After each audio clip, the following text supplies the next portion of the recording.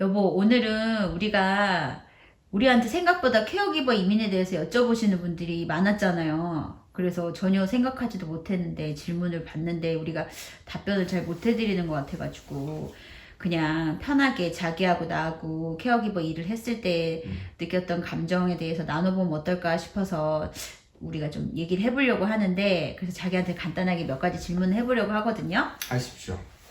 첫 번째는 캐나다 와서 이런저런 직업들이 많은데 어떻게 케어기버 일을 선택하게 됐는지, 그 이유가 뭐였을까요? 결론적으로 말씀드리면은 돈이 가장 많았으니까. 돈이 다른 내가 이제 뭐 식당 일을 하거나 청소 일을 하거나 그리고 어디 가서 노동 일을 했을 때보다 케어기버 일이 거의 한 2배 정도 더 많았던 것 같은데. 그리고 또 학교를 간다고 마음 먹었을 때 케어기버 코스가 여기서는 이제 HCA 코스라고 그러잖아.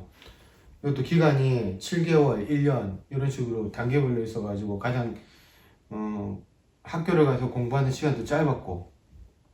근데 뭐 당신도 알다시피 캐나다에 살면서 이쪽에서 학교를 나오는 거하고 안 나오는 거하고 급여 차이가 큰 거는 있으니까 어떻게든 학교를 가서 짧은 과정이라도 마쳐야 되겠다는 생각에 이 과정에 들어가서 시작하게 됐지 우리가.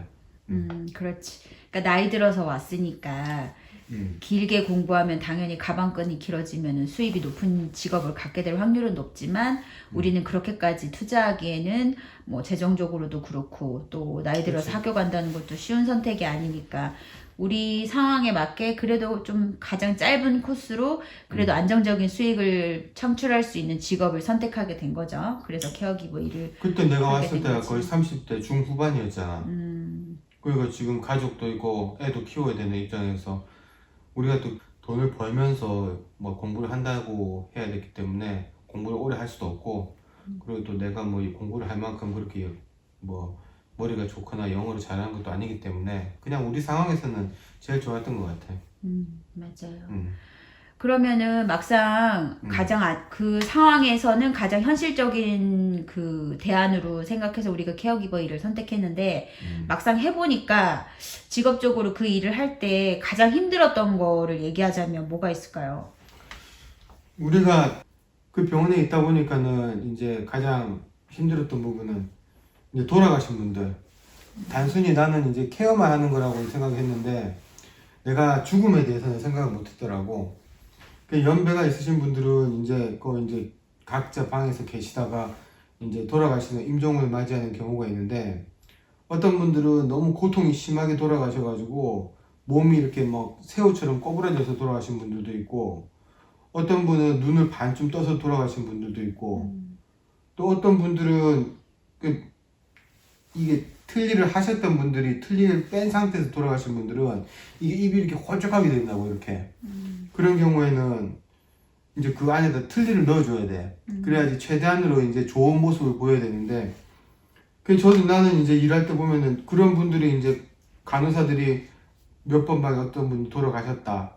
이제 그쪽에 이제 그 장의사분들이 오기 전까지 그 이제 우리가 준비를 한다고, 몸이 이렇게 앞에서 얘기했던 것처럼 고통이 많이 돌아가신 분들, 평온하게 돌아가신 분들은 많이 못 봤던 것 같아.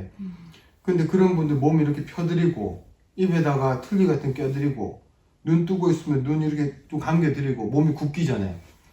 근데 당신도 알다시피 내가 한국에서 이런 일을 해봤나. 경험을 돌아가신 분들 보는 경우도 흔하지도 않지 한국에서는. 근데 여기 와서는 나한테 딱 그 일을 던지는 거야. 그거 갖다 이거 갖다 잘 준비 좀 해달라고. 파트너가 있으면 파트너하고 하는 경우도 있는데, 한밤중에 돌아가신 분들, 이런 분들 혼자 방에서 이렇게 하다 보면은 나도 사람인데 처음엔 겁나지. 처음에 겁나고 막, 야, 이거 한국적인 마인드로 굉장히 힘들었었지. 근데 이 시간이 지나니까는 이게 마음이 내가 너무 힘든 거야. 왜냐면은 그 분들이 평생을 이렇게 잘 사시다가 임종하시고 돌아가신 순간을 한 번 보는 것도 아니고 자주자주 이렇게 뭐 매일 자주는 아니지만 일하다 보면 그런 모습을 자꾸 보게 되면은 내 감정으로도 너무 힘들어지는 거지. 그러니까 돌아가신 분들의 모습을 갖다가 이렇게 깨끗하게 정리해 드리는 부분하고, 그리고 그분들이 돌아가셨을 때 내 마음을 컨트롤하는 거, 이 두 부분이 병원에서 일할 때 가장 힘들었던 부분이었던 것 같아요. 충분히 그럴 수 있죠. 그러면은 그렇게 힘든 과정을 거치고 나서 생각해 보니까 케어기버를 하기 전에, 선택하기 전에 이런 것을 한 번 더 고려해 봤으면 어땠을까 하고 싶은 게 있어요? 근데 이게 이민 와서 난 이제 무조건 돈 때문에 이 일을 시작했지만은 우선 기본적으로 케어기버 일을 할 때 우리가 학교에서 배우는 것처럼 우선 사람을 갖다가 사랑하는 마음이 있어야 돼요. 이게 하루 이틀 일하고 하루 이틀 웃어주면서 이렇게 넘어가는 일이 아니고 우리가 뭐 1년, 2년, 3년 또 많게 일하는 분은 20년 넘게까지 일하시는 분들이 있단 말이에요.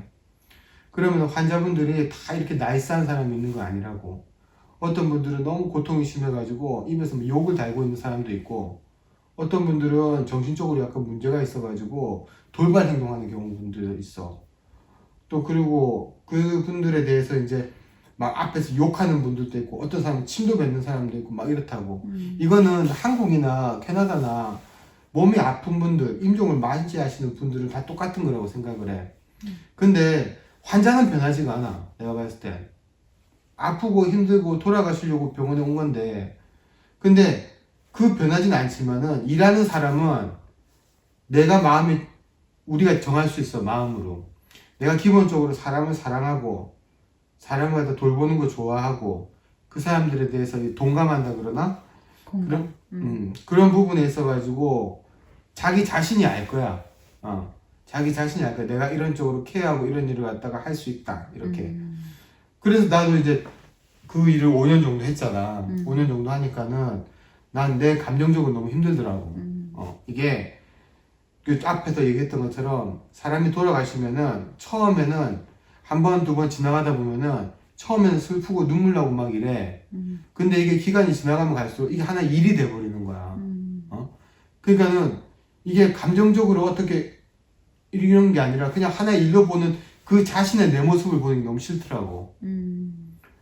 그래서 그런 부분에 있어가지고 아마 난 내가 생각했을 땐 그래서 이 케어기버로 일을 하면서 5년 정도 일을 하면서 우리가 많이 얻었잖아, 그지?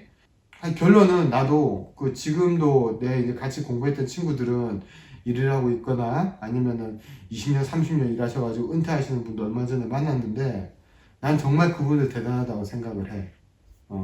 근데 나는 질문이 뭐였지?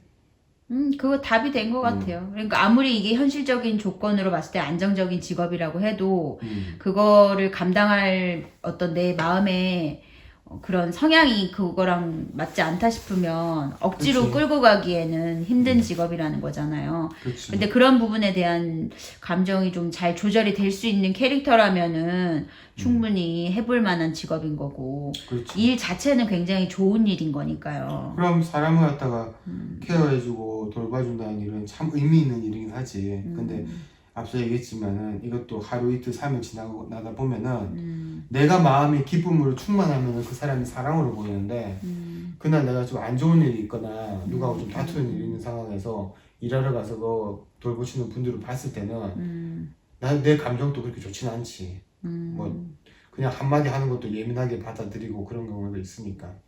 그렇죠. 그런 부분은 생각해 좀 해야 될 것 같아요. 그래. 어쨌든 뭐 우리가 해봐서도 알고 또 생각해봐도 그렇고 주변을 봐도 그렇고 깊이 생각을 해보고 해도 막상 하다 보면 더 힘드니까. 맞아요. 쉽게 선택할 수 있는 직업은 아니긴 하죠. 근데 어쨌든 짧은 기간 안에 안정적인 그 조건을 갖출 수 있는 직업인 거는 분명하다. 그쵸? 근데 뭐 일이 힘드니까 많이 안 하니까 캐나다도 그 일을 하는 사람을 계속 구하는 거겠죠. 그건 뭐 그렇지. 한국도 마찬가지인 것 같아요. 한국도 요즘 그 간호 쪽 일을 할 만한 사람들 구하는 게 쉬운 일이 아니라고 하니까.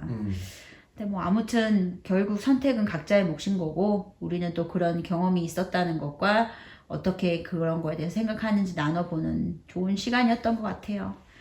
그래요. 대답해줘서 고마워요.